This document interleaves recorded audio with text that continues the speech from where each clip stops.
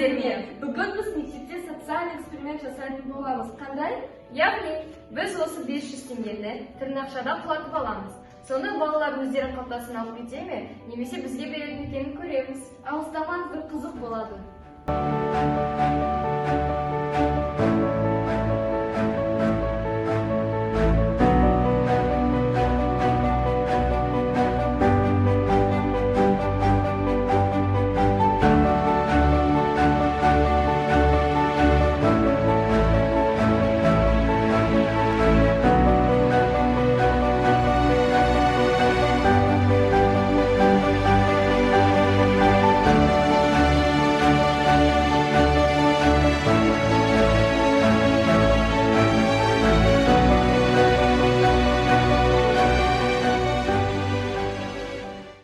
Қорытындылай келе, біздің мектептің оқушылары адал, тәртіпті екенін байқадық.